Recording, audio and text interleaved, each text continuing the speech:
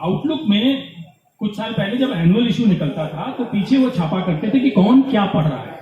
तो मैंने देखा उसमें एक जगह लिखा था कि सोनिया गांधी, उसमें था कि सोनिया गांधी के नाम के आगे लिखा था कि वो एक ट्रिलॉजी पढ़ रही है, यानी कि 3 किताबें एक राइटर की। उस राइटर का नाम था स्टीग लार्सन। मैंने वो किताब मंगाई और मैं उसे पढ़ने बैठा। आप यकीन मानोगे, मैंने 4 दिन की छुट्टी ले ली ऑफिस। मैंने वो तीनों किताबें 4 दिन में खत्म कर दी। आप साहित्य आज तक करते हैं दिल्ली में और लेखकों से आपका वास्ता भी पड़ता है, तो आपने तथाकथित मुख्य धारा का उपन्यास लिखने की कोशिश क्यों नहीं की और ये नैना की किस्मत की ओर क्यों चले गए?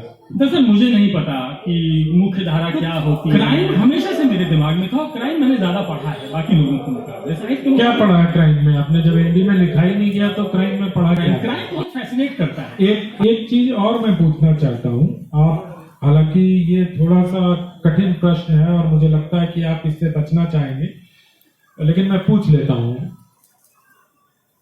आपको इस बात का एहसास है कि आपकी ये किताब चाहे कितनी भी लोकप्रिय हो जाए, आपको उपन्यासकार नहीं माना जाएगा? मत माने, क्यों? मेरी जिंदगी थोड़ी चलती है इससे, किसी के मानने ना मानने। आलोचक क्या सोचते हैं, अगर ये सोच के आप लिखेंगे तो कुछ जीवन में कभी नहीं लिख पाएंगे। तो मतलब आपको लगता नहीं कि आप कुल्हाड़ी पे पाँव मार रहे हैं? आप अपनी इस पहली कृति से हिंदी के स्थापित, मतलब हिंदी साहित्य के स्थापित मूल्यों को चुनौती दे रहे हैं कुछ, अथवा मुझे साहित्य पता नहीं है क्या होता है। साहित्य नहीं पता आपको? उपन्यास लिख रहे हैं आप? हाँ, मुझे वो कवर लॉन्च हो रहा था तो आपकी सहयोगी एंकर ने आपसे कहा था कि हवा बहुत बना रहे हैं, कुछ बता नहीं रहे हैं। मैं आज भी वही कर रहा हूँ।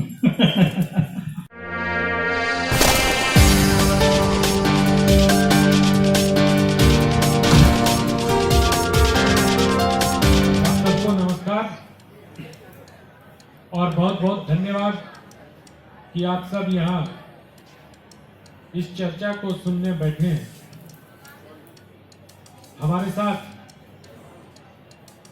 आज तक के senior executive editor Sanjeev Paliwal ji हैं। एक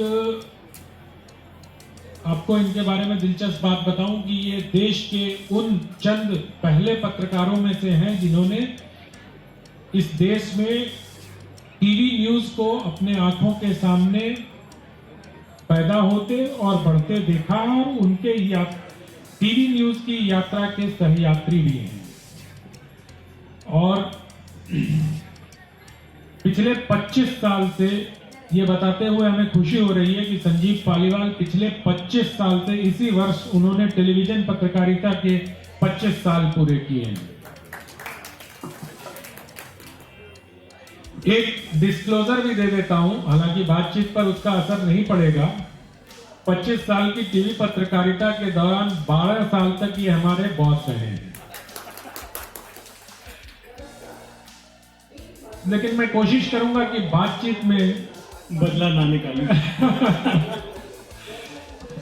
एक और दिलचस्प बात है कि संजीव पालीवाल ने अभी हिंदी के उस प्रदेश में जाने की हिम्मत की है। दुस्साहस मैं इसलिए नहीं कह रहा हूं कि उसमें थोड़ी सी नकारात्मकता है। हिंदी के ऐसे प्रदेश में जाने की कोशिश की है जिसको तथाकथित मुख्य धारा के लेखक साहित्य नहीं मानते। संजीव पालीवाल ने अभी अभी एक अपराध कथा नैना लिखी है, क्राइम फिक्शन, एक मशहूर एंकर की हत्या। क्राइम फिक्शन मुझे लगता है कि हिंदी में बहुत कम लिखा गया और जो लिखा गया उसको भी लुगदी साहित्य कहकर थोड़ा हाशिए पे, सायास, अनायास, प्रयास पूर्वक, किसी भी तरह, ये आप पर निर्भर करता है कि आप तय करें, उसको मुख्य धारा, तथाकथित मुख्य धारा में नहीं आने दिया गया। तो मुझे लगता है कि किसी से अगर उनकी आने वाली कृति से बात शुरू की जाए और फिर अन्य बातों पे जाए तो बेहतर होता है। संजीव पालीवाल जी, नैना क्यों लिखी आपने? देखिए, जब आप पहली किताब लिख रहे होते हैं तो पहली किताब लिखना हमेशा से बहुत मुश्किल होता है। 25 साल से मैं टीवी इंडस्ट्री में था और तकरीबन 20 साल से मैं किताब लिखने की कोशिश करता हूँ। कभी 2000 वर्ड लिखे, छोड़ दिया, कभी 3000 लिखे छोड़ दिया, अलग अलग जॉनर लिखने की कोशिश करता था। अचानक बैठे बैठे मेरे दिमाग में आया, मैं ऑफिस में बैठा था, कि अगर हमारी किसी एंकर का मर्डर हो तो क्या। मैंने उसको लिखना शुरू किया, और जब मैंने उसे लिखना शुरू किया तो यकीन मानिए 3 महीने में उपन्यास पूरा हो गया। मुझे खुद से भी उम्मीद नहीं थी कि मैं वो उपन्यास पूरा कर पाऊंगा। मैं अपने ट्रैक रिकॉर्ड को देखते हुए 5 उपन्यास मेरे पास ऐसे पढ़े हैं जो कहीं 5000 लिखा हुआ है, कहीं 10,000 लिखा हुआ है, कहीं 20,000 लिखा हुआ है। ये नैना की किस्मत है कि उसने वो उपन्यास मुझसे पूरा कर दिया। पर आपने कहीं कहा था कि आप साहित्य में जब पढ़ने लगे थे तो निर्मल वर्मा और बहुत सारे लोगों को पढ़ा था। आप साहित्य आज तक करते हैं दिल्ली में, और लेखकों से आपका वास्ता भी पड़ता है, और मुझे लगता है कि साहित्य की राजनीति से थोड़ा बहुत वाकिफ भी हैं आप। तो आपने तथाकथित मुख्य धारा का उपन्यास लिखने की कोशिश क्यों नहीं की, और ये नैना की किस्मत की ओर क्यों चले गया? दरअसल मुझे नहीं पता कि मुख्य धारा क्या होती है। मेरा ये मानना है, जो मुझे लगता है कि जो सबको अच्छा लगे वो पढ़ने लायक चीज होती है। वो साहित्य है या वो लुगदी है या वो क्या है, मुझे समझ में नहीं आता। मैंने निर्मल वर्मा भी पढ़ा, मैं तमाम लोगों को पढ़ता हूँ, और मैंने सुरेंद्र मोहन पाठक भी पढ़ा, मैंने कुशवाहा कांत भी पढ़ा। मैंने हर वो चीज पढ़ी जो मेरे सामने मिल जाती है। मसलन कोई ट्रेन, अभी हम प्लेन से आ रहे थे तो प्लेन में वो अपनी मैगजीन छापते हैं, मैंने वो भी पूरी पलट के पढ़ी।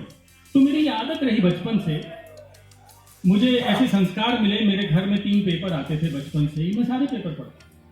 मैं कहीं भी जाता हूँ, मैं हर चीज पढ़ता हूँ। तो मेरे लिए ये मायने नहीं रखता कि क्या पढ़ा जा रहा है। मेरे छपी हुई जो भी चीज मेरे सामने है, मैं उसे पढ़ने की कोशिश करूंगा। मेरी कोशिश, अभी मैंने इसको पलट के रख दिया, लेकिन मैं जरूर देखूंगा कि इसमें क्या क्या छपा है, किसका नाम है, कौन है, क्या है। तो नैना एक बहुत ही नेचुरल सी चीज थी। जब मैं लिखने बैठा तो मुझे लगा क्राइम फिक्शन लिखना चाहिए। क्राइम फिक्शन तो कोई लिख ही नहीं रहे थे इसके अंदर। सुरेंद्र मोहन पाठक जी हैं, जब मैं इतना सा था तब भी उनको पढ़ रहा था, आज भी मैं उनको पढ़ रहा हूँ। बाकी लोग कहाँ चले गए, ये मुझे समझ में नहीं आया। ये सवाल ढूंढना होगा। तो क्राइम हमेशा से मेरे दिमाग में था, और क्राइम मैंने ज्यादा पढ़ा है बाकी लोगों के मुकाबले। साहित्य क्या पढ़ा है क्राइम में आपने? जब हिंदी में लिखा ही नहीं गया तो क्राइम में पढ़ा क्या? हाँ, मैंने सारा, मैं यूजुअली सारा अमेरिकन क्राइम पढ़ता हूँ, मैं यूरोपियन क्राइम पढ़ता हूँ। मैं अंग्रेजी में जितने क्राइम की सीरियल्स आते हैं, अब तो नेटफ्लिक्स आ गया, हमारे पास अमेजोन प्राइम है, मैं वो सारी सीरीज देखता हूँ। जो क्राइम बहुत फैसिनेट करता है। अगर हम देखें तो हमारे जितने अखबार हैं, अगर देखेंगे तो करीब 25 से 35% हिस्सा क्राइम की खबरों से भरा रहता है। क्यों भरा रहता है? लोग उसको पढ़ना चाहते हैं, लोग जानना चाहते हैं कि क्या हुआ। क्राइम क्यों पढ़ते हैं? क्योंकि दिलचस्पी होती है, क्यों मारा गया, इसके पीछे मोटिव क्या था, क्या हुआ था, ये क्या हुआ था, क्यों हुआ। ये बहुत फैसिनेट करता है, बहुत आकर्षित करता है अपनी तरफ कि यार क्या हुआ। पूरी खबर पढ़ता है, हर आदमी पढ़ता है। छोटे मोटे अपराध को छोड़ दें, जरा सा भी अपराध में कहीं किसी स्त्री का एंगल आ जाता है, किसी युवा का एंगल आ जाता है, तो इंसान वो पूरा पढ़ता है। तो मुझे लगा ये एक ऐसी चीज है जिसके ऊपर लिखा जाना चाहिए। जब सब पढ़ना चाहते हैं, अखबारों में इतना छप रहा है, तो हिंदी में क्यों नहीं छप रहा है, इसलिए लिखा। रही बात, तो अब मैं अमेरिका में बात करता हूँ आपको। अमेरिका के 3-4 राइटर हैं जो मुझे बहुत पसंद है। डैनियल सिल्वा जी। डैनियल सिल्वा क्या लिखते हैं, रहते अमेरिका में हैं, लिखते हैं वो इजरायली सीक्रेट सर्विस के ऊपर, कि कैसे इजरायली सीक्रेट सर्विस और उसका चीफ गैब्रियल एलन उसका नाम है, वो पूरी दुनिया में जाके आतंकवादियों को खत्म करता है जिनकी नजरें इजराइल की तरफ होती है। वो कैरेक्टर इतना फैसिनेट करेगा, आकर्षित करेगा। उस कैरेक्टर की खास बात क्या, कहने को वो इजराइल की सीक्रेट सर्विस का चीफ है, लेकिन वो आर्ट रिस्टोर करता है। वो आपको एक ऐसी दुनिया में ले जाता है जहां वो मोने की बात करता है, माइकल एंजेलो की बात करता है। वो आपको उसकी पेंटिंग रिस्टोर करता है। पेंटिंग रिस्टोर करना अपने आप में इतना मुश्किल काम है। एक तो लाखों करोड़ों की पेंटिंग होती है, उसको फिर सही रूप में लेके आना, 200 साल से छुपी हुई कहीं पेंटिंग थी, उसको वो रिस्टोर कर रहा है। तो अलग अलग आयाम उसके आपको मिलते हैं इसके अंदर। ऐसे ही जैक रीचर एक कैरेक्टर है जो ली चाइल्ड लिखते हैं। वो कैरेक्टर 6 फीट 8 इंच का है। वो कैरेक्टर कहीं रहता ही नहीं है, उसके पास कुछ नहीं है। वो कैरेक्टर सिर्फ ट्रैवल करता है अमेरिका में, और जब वो यात्राएं कर रहा होता है तो उसकी यात्राओं के साथ जो कुछ घटता है वो अमेरिकन आर्मी में रहा हुआ है, मेजर होकर रिटायर हुआ, नौकरी छोड़ दी उसने।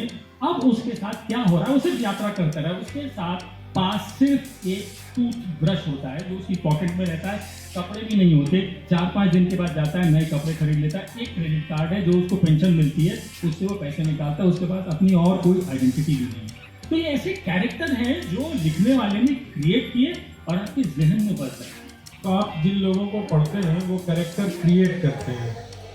कैरेक्टर पर आपने तो अपने न्यूज रूम से एंकर उठा नहीं, लिया। मैं- अपने न्यूज रूम से मेरा मतलब है कि उसी इंडस्ट्री से उठा लिया और उसी की हत्या करा दी। मेरे ख्याल में अगर मैं इस उपन्यास पे ज्यादा बात इसलिए नहीं करूंगा क्योंकि ये अभी आया है। मैं अभी मिस्ट्री सारी रिवील नहीं करूंगा। मैं चाहता हूँ कि जब लोग वो नॉवल आ जाए, पर कवर पे तो रिवील हो गया ना कि वो एंकर की हत्या एंकर तो करी। मैं बोल ही रहा हूँ कि एंकर की तो हत्या हुई है, तो जाहिर है एंकर की हत्या है तो कोई ना कोई तो उसे खोजेगा ना कि और नाम नैना है तो इससे ये भी तय है कि वो महिला एंकर की हत्या है। हाँ मेरे महिला एंकर है। तो जब आपके किताब विमोचन वो कवर लॉन्च हो रहा था तो आपकी सहयोगी एंकर ने आपसे कहा था कि हवा बहुत बना रहे हैं, कुछ बता नहीं रहे हैं। मैं आज भी वही कर रहा हूँ। दुनिया भर के तमाम उदाहरण दे रहे हैं आप, लेकिन कि आपने उन लोगों से कितना लिया है अपने उपन्यास में? अगर मैं थोड़ा घुमा के वो सवाल आपके पास लाऊं तो वहां से आप प्रेरित हुए हैं, आपका अपना है, या सुरेंद्र मोहन पाठक कुशवाहा कांत से, कर्नल रंजीत से?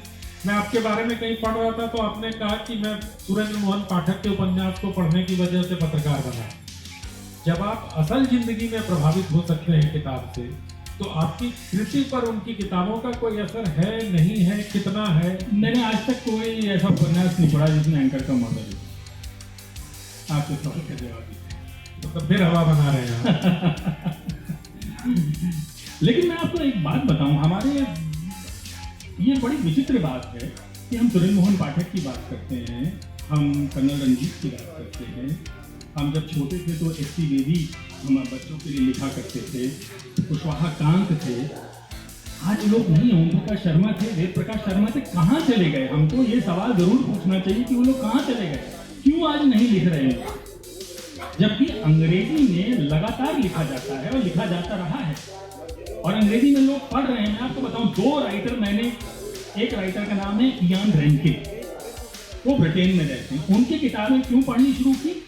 हिंदू में सीपीएम के जो प्रकाश करात थे, उन्होंने इयान रेंकिन का इंटरव्यू किया था, पूरे हिंदू में एक पेज का छपा था। तो मैंने देखा यार, सीपीएम का चीफ ब्रिटेन में रहने वाले राइटर का जो इंडिया आया उसका इंटरव्यू कर रहा है और छप रहा है। तो मैंने कहा ये राइटर कमाल का होगा।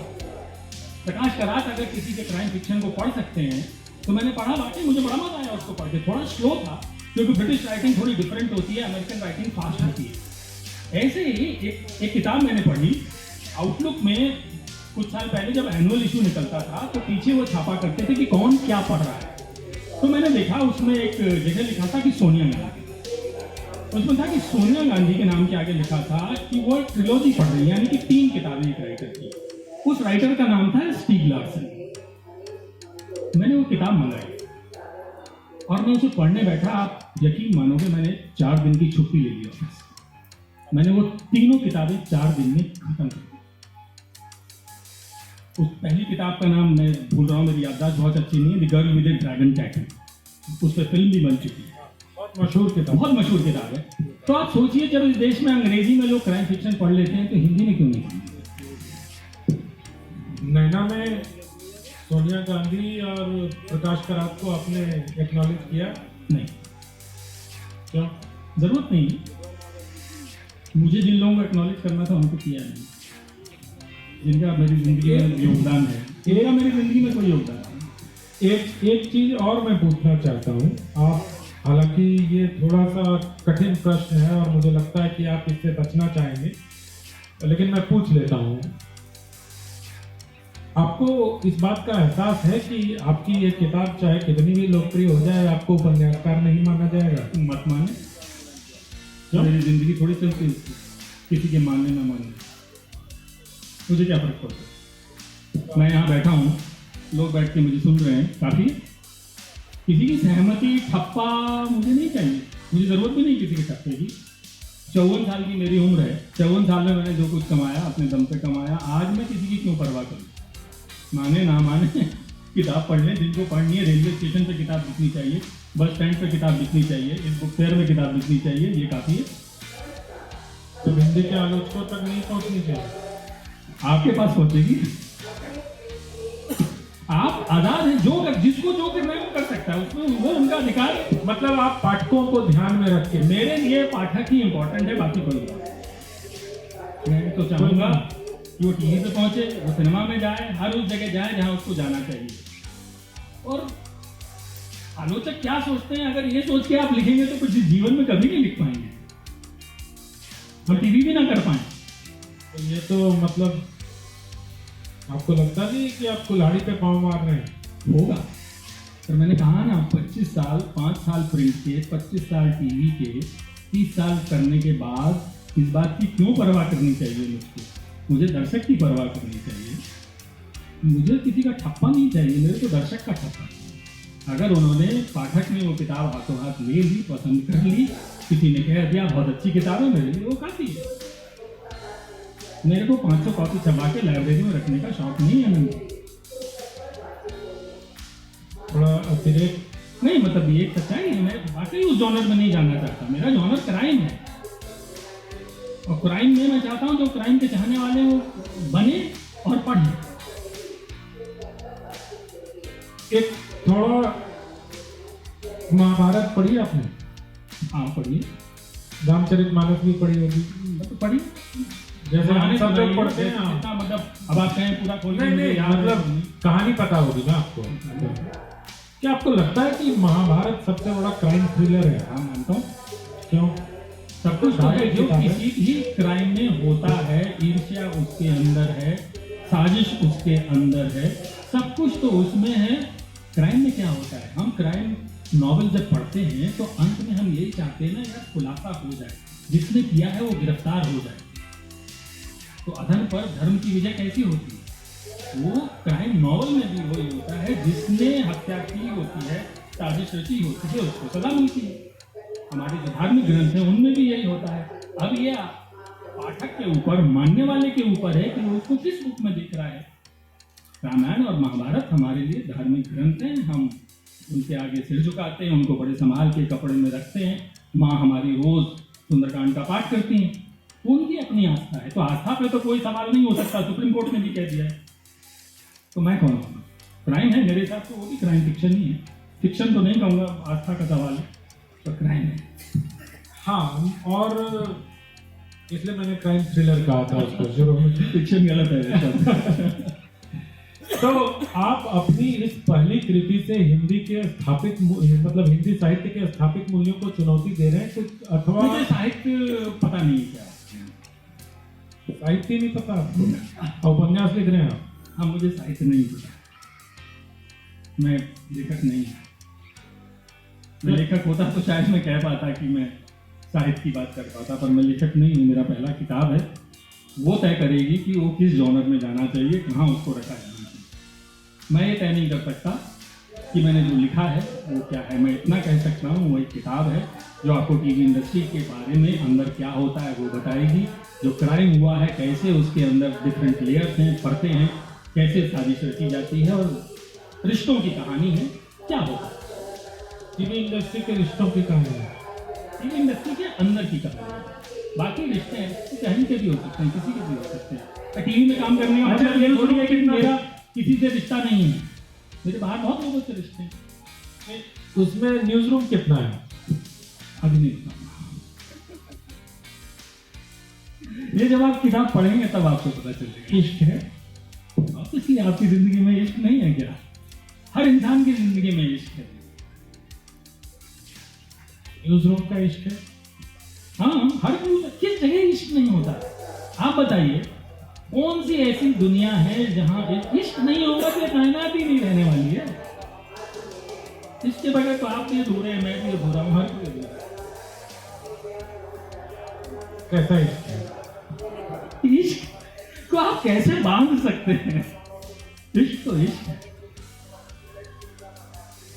कब तक आएगी किताब? किताब दिसंबर एंड में या जनवरी में, जैसा एडिटर लोग करते हैं वही थोड़ा चल अच्छा, रहा है। एक मैं थोड़ा सीरियस सवाल पूछूं आमतौर पे।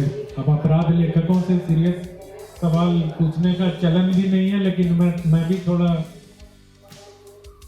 थोड़ी हिम्मत जुटा लेता हूं कि सच बताइएगा, आपने इस जॉनर को क्यों चुना? वो नैना की किस्मत वाली बात बोल दी आपने, लेकिन फिर भी मुझे ऐसा लगता है कि कोई भी नया लेखक क्राइम नहीं लिखता है, और इसी वजह से हिंदी में इस विधा का विकास नहीं हुआ, हिंदी में सिनेमा लेखन का विकास नहीं हुआ। क्यों नहीं? आपने क्यों किया ऐसा? क्या आप सोच के बैठे थे कि क्राइम लिख के बहुत पैसा कमा लेंगे? क्या आप सोच के बैठे थे कि क्राइम लिख के आप यहाँ रैंकिंग हो जाएंगे? क्या मतलब क्या सोच थी आपकी दिमाग?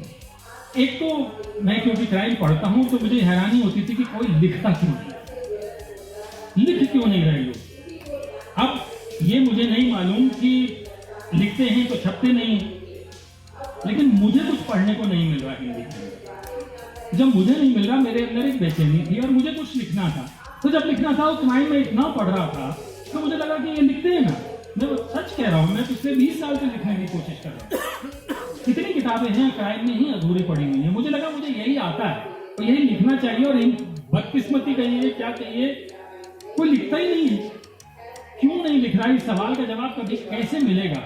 आप तो मुझसे ज्यादा साहित्य की दुनिया को जानते हैं। कहाँ गए हमारे क्राइम के लेखक? क्यों लुब्धी साहित्य अगर कह के करा दिए गए, खारिज कर दिए गए, तो नए क्यों नहीं बने? मुझे लगता है अब शायद ज्यादा लोग आएंगे क्राइम लिखने के लिए। उसकी उसकी वजह ये है कि एक तो सोशल मीडिया। हमने जो बात आप मुझसे बार बार साहित्य पूछ रहे हैं ना, मुझे लगता है कि ये नुकसान हमने ही किया है, हमारे साहित्यकारों ने किया कि लोगों को खारिज करने। मैं ज़्यादा जानता नहीं हूँ साहित्य की दुनिया में। मेरा वास्ता पिछले 4 साल से ज़्यादा पड़ा है। जब मैं एक आज तक में साहित्य आज तक की शुरुआत की तो उस टाइप में छोटा सा हिस्सा हूँ, तो मैंने ज़्यादा जाना साहित्य को। लेकिन उसमें जिन लोगों से आप बात करते हो, जिनको इन्वाइट करते हो, उन्हीं से। लेकिन मैं ये देखता हूँ कि हम बहुत जल्दी किसी को भी खारिज करते हैं। क्या है, इसको लिखना नहीं आता। चेतन भगत को खारिज करते हैं, हम ये मान के चलते हैं कि उसको लिखना नहीं आता। बहुत सारे लोग अंग्रेजी में कहते हैं क्या लिखता है, बहुत खराब लिखता है। लेकिन आज की तारीख में वो हिंदुस्तान का सबसे ज्यादा लिखने वाला लेखक है। उसकी सारी किताबों के ऊपर पिक्चर बन चुकी है। इससे बड़ी और क्या सफलता चाहिए जब आप जो लिखते हैं वो हर चीज पिक्चर में कन्वर्ट होकर करोड़ों अरबों लोगों तक पहुंच जाती है। आपके लिए लोगों तक पहुंचना महत्वपूर्ण है या पैसा कमाना महत्वपूर्ण? लोगों तक पहुंचेंगे तो पैसा अपने पास। आपने चेतन भगत की बात की। चेतन की किताबें हिंदी में अनुदित होकर भी आती हैं, वहां भी खूब बिकती है। चेतन को कोई हिंदी में उपन्यासकार मानता नहीं, गुलजार साहब को कोई कभी मानता नहीं। प्रसून जोशी की पीड़ा पिछली बातचीत में मुझसे बात करते हुए यही झलक रही थी कि वो सर्वेश्वर दयाल सक्सेना और मुक्तिबोध को पढ़ते भी हैं, उनके जैसा लिखने की कोशिश भी करते हैं, लेकिन उनको कोई मानता नहीं है। और ऐसा नहीं है कि ये बातें मुझसे व्यक्तिगत, ये सबको ज्ञात है। ये सब सोच के भी आपको नहीं लगा कि आपको नहीं लिखना चाहिए, कुछ और लिखना चाहिए? गांव देहात की कहानियां, संघर्ष, मजदूरों की कथा, यथार्थ की जमीन, और उसमें कुछ संघर्ष, कुछ ऐसी वर्ग संघर्ष, कुछ ऐसी चीजें नहीं लिखनी चाहिए थी आपको? नहीं, मुझे समझ में नहीं आती। मैं सच बोल रहा हूँ, क्योंकि मैं जब बड़ा हुआ तो मेरे पिताजी सरकारी नौकरी में थे। उससे पहले वो गांव में रहते थे। उनकी कहानी तो मैंने वो दुनिया देखी नहीं। मैं आपको सच बताऊँ, मैं लिख ही नहीं सकता। जो चीज़ मैंने देखी नहीं है वो मैं कैसे लिख दूँ? जो मैंने महसूस ही नहीं की है, जो मैंने भोगा ही नहीं है, इसलिए मैं वो नहीं लिख सकता। मैं वही लिख सकता था जिस दुनिया में मैं रहता हूँ, जिस परिवेश को मैं समझता हूँ, मैं वही लिख सकता था। जो आपका पहला हिस्सा था प्रसून जोशी वाला और चेतन भगत वाला, गुलजार साहब वाला, मैं कहूँगा ये हमारा दुर्भाग्य है, हिंदी का दुर्भाग्य। जो मैं बार बार ये कह रहा हूँ कि हम लोगों को खारिज कर देते हैं, हम एक्सेप्ट नहीं। जो पॉपुलर हो जाता है हम ये मान लेते हैं ये हल्का लिख रहा है, ये सस्ता लिख रहा है। ये मेरी अपनी सोच, मैं किसी की तरफ कोई निशाना नहीं कह रहा, लेकिन मुझे लगता है कि अब वक्त बदल रहा है, हमको उस तरफ जाना चाहिए। साहित्य मेले में आने वाली भीड़, साहित्य आज तक में आने वाली भीड़, आपके समाधि में आने वाली भीड़ ये बताती है कि लोगों की रुचि अब इस तरफ आ रही है। वो अच्छी चीज़ पढ़ना चाहते हैं, किताबें पढ़ना चाहते हैं। उनको हमें किताबें पहुंचानी होंगी। अगर हम किताब पहुंचाएंगे नहीं, उन तक देंगे नहीं, तो कैसे पढ़ेंगे, कैसे समझेंगे उसको? पाठकों तक हमें जाना पड़ेगा। हमारी कोशिश ये होती है कि पाठक की रुचि के हिसाब से हम तैयार करके दें। हम पाठक की रुचि के हिसाब से तैयार नहीं करेंगे तो किताब कौन खरीदेगा?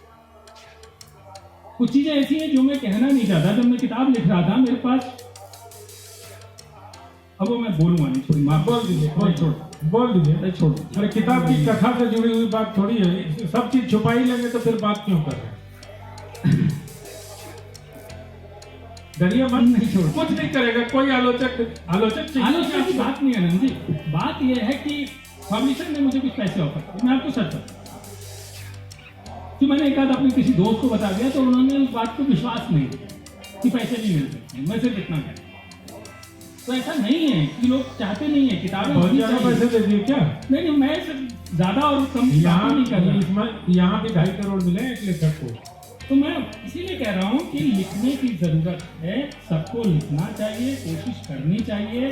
और क्राइम तो वाकई खाली पड़ा है, कोई नहीं लिख रहा। क्राइम पूरी दुनिया में दूसरा सबसे ज्यादा बिकने वाला जॉनर है। पहले में रोमांस बिकता है, एरोटिका बिकता है। सेकंड नंबर पर ये, जबकि मैं भी पढ़ रहा था कि ब्रिटेन में सबसे ज्यादा क्राइम बिक रहा है। अगर आप ब्रिटेन में जाएंगे तो सबसे ज्यादा क्राइम बिकता है। तो हम हिंदुस्तान में क्यों नहीं देख सकते? हम तो ब्रिटेन के वैसे ही, वो हमारे यहाँ से ही गए हैं रात करके। हम तो उनकी हर चीज़ को अपनाते हैं। हम क्यों नहीं लिखते? हमारे यहाँ क्यों नहीं लिखा जा सकता? आपके यहाँ तो रोमांस भी नहीं लिखा जाता हिंदी से। प्रेम, अभी प्रेम गलियाती साकरी या कुछ वो पर चर्चा यहाँ होने वाली थी। अच्छी प्रेम कहानियाँ नहीं मिलती हिंदी में, रोमांस भी नहीं लिखते। इरोटिका तो बहुत दूर की बात है, उधर तो जाते हुए पाँव कांपते हैं लेखकों के। कोई गलती हमारी है ना, हमारे समाज की है, हमारे लिखने वालों की है, हमारे छापने वालों की है, पढ़ने वालों की भी होगी। हम श्योर पढ़ने वालों की भी होगी, मैं नहीं कह रहा उनकी गलती नहीं। जबकि पढ़ने लिखने वाले की अगर गलती होती संजीव जी, तो कालिदास ने इतना रोमांस लिखा, मतलब वो उत्स है रोमांस। कालिदास से आगे क्यों नहीं बढ़ते? मेरा भी सवाल यही है जो आपका सवाल है। पर मैंने हिम्मत की है देखिए लिखने की। क्राइम मुझे तो आपकी बातचीत से ऐसा लग रहा है कि आपको लगा कि क्राइम का फील्ड खाली है, घुस जाओ तुरंत सफल हो जाओगे। ये तो मुझे नहीं पता है कि लिखना भी तो आना चाहिए ना। तो क्राइम में तो लिख पाया, मैं तो कुछ लिख ही नहीं सकता। सच्चाई है, मुझे भी समझ में आया इतनी कोशिश करने के बाद कि मैं क्राइम लिख सकता हूँ, इसलिए मैंने क्राइम। टीवी वालों को ये लगता है ना कि ये जॉनर खाली है, ये खबर चला दो तो टीआरपी आ जाएगी। तो आपने भी अपने उसी अनुभव का फायदा उठाया कि क्राइम की जगह खाली है, इसमें घुस जाओ, गुरु स्टार तुरंत बन जाओगे। क्योंकि जिस दिन आपकी किताब लॉन्च हुई, ट्विटर पे ट्रेंड हो रहा था, new star is born in crime fiction. की शुरुआत करने वाले आप थे। तो ये जो हवा बनाए ना आप लोग क्राइम क्राइम क्राइम को लेके, ये सफल होगा क्या? मन में कभी डर लगता है? डर नहीं लगता है। डर किस बात का? डर क्यों लगेगा? नहीं बिकी तो नहीं बिकी तो नहीं बिकी, कौन सी दुनिया खत्म होगी? दूसरी लिखेंगे। दूसरी तैयार है, 20,000 वर्ड लिखे जा चुके हैं। वो भी क्राइम फिक्शन ही वो भी आ जाएगी 2020 में आ जाएगी। वो क्राइम फिक्शन होगा, वो भी क्राइम फिक्शन, तो ये तो वो बताइए भी टीवी के ऊपर। मतलब टीवी में क्या, टीवी न्यूज में क्राइम ही होते हैं सिर्फ क्या? बैकड्रॉप टीवी है, अच्छा फिक्शन है, टीवी न्यूज है बैकड्रॉप, बाकी तो सब फिक्शन। जहां बात हम लोगों ने छोड़ी थी गुलजार साहब और प्रसून जोशी वाली, आपको क्या लगता है, हमें सीरियस नोट, कि हमारा समाज उनको मान्यता क्यों नहीं देता? आपकी क्या राय है? सर मुझे लगता है कि मान्यता कोई दे ना दे उनको, जनता समाज से मेरा मतलब हिंदी समाज, साहित्य समाज। साहित्य समाज, अभी तो साहित्य समाज की अपनी समस्या है कि 10 लोग बैठ के डिसाइड कर लेंगे कि इसको पढ़ना है, इसको नहीं पढ़ना है। 10 गोष्ठियों में बैठ के तय हो जाएगा कि अच्छा लेखक है, बुरा लेखक है। लेकिन मुझे लगता है कि अब ये सब चलने वाला है नहीं। ये जो जनता की भागीदारी है ना, सब ने वो दायरे वो सब खत्म कर दिए, वो चारदीवारी टूट चुकी है। अब लोग भीड़ लगा के आते हैं, सुनते हैं, किताबें खरीदते हैं और जाते हैं। अब वो सब फर्क नहीं पड़ता। गुलजार साहब का दर्द भले ही हो, लेकिन आज की तारीख में सबसे ज़्यादा सुने जाने वाले लोग अब लोग गुलजार साहब को ही सुनते हैं रेडियो के ऊपर में, चाहे व्हाट्सएप के ऊपर उनके 4-4 लाइनें घूम रही होती हैं या मीम्स बन जाते हैं, वो घूम रहे होते हैं, सबसे ज़्यादा गुलजार साहब, और कई तो लाखों की तादाद में फर्जी घूम रहे होते हैं उनके नाम से। तो ये गुलजार साहब की शोहरत का ही आलम है कि उनके नाम के ऊपर लाखों करोड़ लोग लिख के कुछ भी चला देते हैं कि गुलजार ने कहा, तो उनकी सेहत पे फर्क नहीं पड़ता। नुकसान हमारा ही है, मतलब गुलजार का क्या नुकसान है, बस थोड़ा सा दर्द है उनको कि वो साहित्यकार उनको मान लेते हैं समाज, लेकिन कोई ऐसा पुरस्कार तो शायद बचा नहीं जो उनको ना मिला हो। बहुत तल्ख टिप्पणी अपने की 10 लोग तय कर देते हैं। ऐसे ही होता होगा, मतलब मुझे मालूम नहीं है। साहित्य क्या है? पता नहीं, मेरी नजर में साहित्य वो है जो सबको पसंद आ जाए, 4 लोगों को पसंद आ जाए, 5 लोगों को पसंद आ जाए और लाइब्रेरी में जमा हो जाए, वो पता नहीं क्या। मतलब मैं किसी की बुराई नहीं कर रहा, सच में मैं अपने तौर पे अपनी बात कह रहा हूँ, जो मेरी सोच है, मैं बिल्कुल इसके खिलाफ नहीं हूँ। आपने मुझसे सवाल किया कि मैंने जवाब दिया, मेरी किताब मुझे नहीं मालूम, मैं साहित्य नहीं लिखता। आप अपनी किताब को साहित्य मानते हैं कि नहीं मानता। क्यों? मतलब वो मनोरंजन करेगी लोगों का, लोग एंजॉय करेंगे। साहित्य क्या होता है मुझे तो पहले कोई ये समझा देना, मुझे खुद नहीं पता साहित्य क्या होता है। मैं महाश्वेता देवी की 3 किताबें, सुवर्णलता, बकुल कथा, महाश्वेता देवी 1084 की, वो एक सिटिंग में 1 हफ्ते में पढ़ गया था मैं, मुझे बहुत आनंद आया उसके अंदर। तो अगर वो साहित्य है तो मुझे बड़ा आनंद आया पढ़ने के अंदर। मैं ये तो कह रहा हूँ जिसमें आनंद आए वो किताब है, उसको आप किसी खांचे में कि ये साहित्य है, ये लुगदी है, ये फालतू है, ये बाजारू है, इसका कोई मतलब नहीं होता मेरी नजर में। तो आपने एक सोशल मीडिया की बात भी बीच में की थी और भीड़ की बात की थी और पटना पुस्तक मेले या साहित्य आज तक या संवादी जैसे समागमों की बात की थी। क्या आपको लगता है कि जो नया दौर जिसको हम कह सकते हैं या जिस तरह से सोशल मीडिया का आविर्भाव यहाँ हुआ उसने साहित्य को ज़्यादा लोकतांत्रिक कर दिया? जी बिल्कुल, ट्रांसपेरेंसी, पारदर्शिता आ गई। अब जनता तय कर सकती है कि उसको क्या पढ़ना होगा, कैसे पढ़ना होगा, क्या पढ़ना। अब नए लेखकों के लिए मौके हैं ना। मैं आपको बताता हूँ, जब हम चूज करते हैं तो मैं सोशल मीडिया नहीं छांटता हूँ, और कई सोशल मीडिया पे मुझे ऐसे लोग मिले जिनको मैंने पहली बार बुलाया, आज वो कहीं फिल्म लिख रहे हैं, कहीं गीत लिख रहे हैं, कहीं कुछ लिख रहे हैं, जबकि वो कोई स्टार नहीं थे उस जमाने में। लेकिन मैंने उनको फेसबुक पे पढ़ा या ट्विटर के ऊपर पढ़ा, उनकी कोई चीज़ वायरल हो गई, उनको मौके दिए आने के, और उसके बाद वो कहीं से कहीं पहुंच गए। ऐसे 4-5 लोग हैं, मैं नाम नहीं लेना चाहता, अच्छा नहीं लगता कि अब आप बहुत आसान कर दिया किसी के ऊपर, नहीं, वो मंचा नहीं है। तो ऐसे मंच अब हैं जहां उभरते हुए लोगों को जगह मिलती है, एक मंच मिलता है और फिर वो आगे बढ़ जाते हैं। तो सोशल मीडिया ने साहित्य का लोकतंत्रीकरण किया है, ऐसा आपका मानना है? और मुझे दीवारें गिर गई ना, दीवारें गिर गई। अब इंतजार नहीं करना पड़ता कि कोई छापे। अब तो नवंबर में ये सब दीवारें गिरने की बहुत बातें हो रही हैं संजीव जी। बर्लिन की दीवार भी 9 नवंबर को गिरी थी ऐसा कहा गया। मैं चाहता हूं कि नैना के लेखक हमारे साथ हैं और पटना के प्रबुद्ध पाठक भी आपके सामने हैं। अगर आपकी इजाजत हो तो 2-3 प्रश्न इनके भी ले लीजिए। मैं आग्रह करूंगा कि प्रश्न ही पूछेंगे और संजीव जी आपसे आग्रह करूंगा कि राय पर आप कोई उत्तर नहीं देंगे।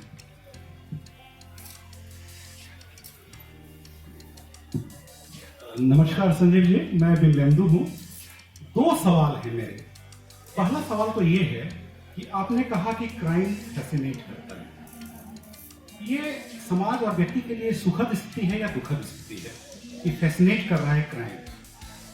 देखिए, क्राइम हर आदमी तो करता नहीं है, बहुत कम लोग करते हैं, लेकिन वो ये जानना चाहता है कि फैसिनेशन से मेरा अर्थ ये था कि वो जानना चाहता है किसने किया, क्यों किया, क्या हुआ था इसके पीछे। वो जो क्यूरियोसिटी होती है ना, वो आप जानना चाहते हो।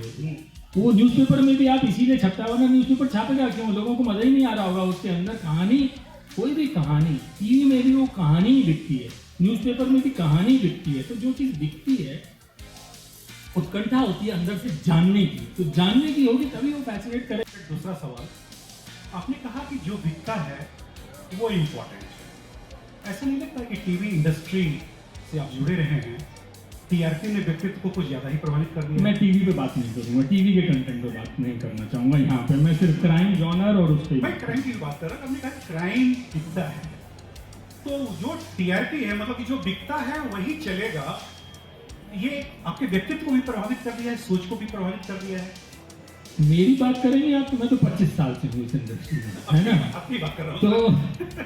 तो जाहिर है वक्त के साथ मैं भी बदला हूँ, है ना। जब मैं 25 साल पहले आया था, मैं बतौर ट्रेनी आया था, असिस्टेंट प्रोड्यूसर था।